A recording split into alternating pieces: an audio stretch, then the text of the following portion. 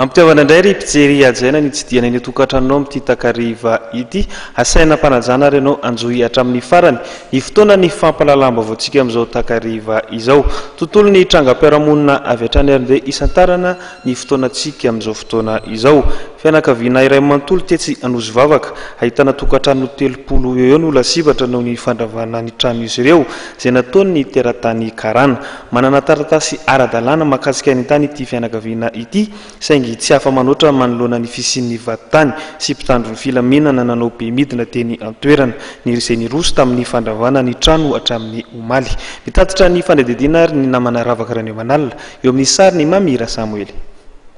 Tokantrano miisa eo amin'ny 30 isa no tsy manan-kelofana atahorinana ny fandravana ny trano miisa 4 ao anatin'ny fokontany Anozy Vavaka hatramin'ny omaly no nidina teny an-toerana ny vatitany miaraka amin'ny mpitandro filaminana sy olona no karamaina izay iraky ny karana tompony orinasa Filatex araky ny fitantarany ireo niarambona.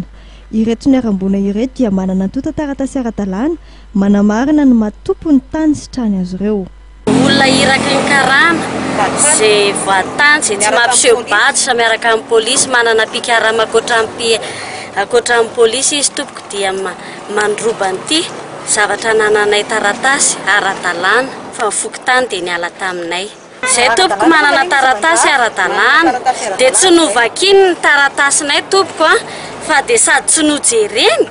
dia niazy ihany nataony tonga satria izy manana mpitandro filaminana manana fitaovana ara-dalàna ny tena vahoaka majinika dia tsy manapidiny. Zay zany mba mangataka ny filoham-pirenena zany mba hijery izao zavatra izao satria izao zay zao eto tsisy trano raba daholo ny trano Atsimomaly zany nefa niravainy ny tanànanay ka dia mangataka zany zay mba hidina zay mba manam-pahefana na ny ao amin'ny domaine na ny amin'ny fitsarana zany mba hijery akaiky izao zavatra mahazo anay izao fa na ny président zany tsy mijery anay satria teo izy dia tsy mijery tsy miteny izy tsy mivolana.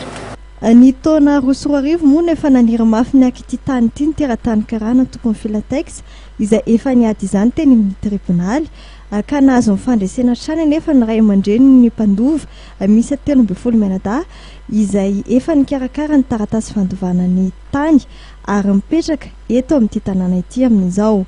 Tamin'ny taona 2024 taorina ny fahafatesana ren'izy ireo no nanohy ny ady amin'ny azonina ny tany ilay teratany Karana ary tonga hatramin'ny dinga ny fanambatambazana vola mihitsy aza. Fandeha Lizomaly dia tondra vola 300 millions izy zay sisany no nanovany anay fa melohan'izay dia nampanatsony izay ka tsy nety mivarotra dia nitsangan'izao zavatra ao tsy nandray vola 300 millions zany dia izao nanova amin'ny bout de force zao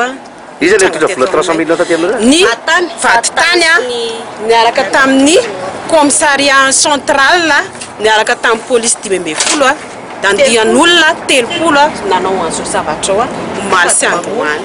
Tsy anaiky hatramin'ny farany fa hiady amin'ny hitazomana ny tany misy soratra amin'izy ireo ireto fianakaviana ireto ary nanamafy fa tsy manam-pikasana ny varotra ny taniny. Nokian'ny ireto fianakaviana ireto fatratra moa ny fisian'ny ireo mpitandro filaminana izay manao be midina ny fanesy teny an-toerana tao anatin'ny roa andro izao izay nosokajian'izy ireo fampiororona sy fanararotam-pahefana. Raha nanontaniana moa ireto mpitandro filaminana ireto dia nanambara fa hitandro filaminana no antony izao be midina izao.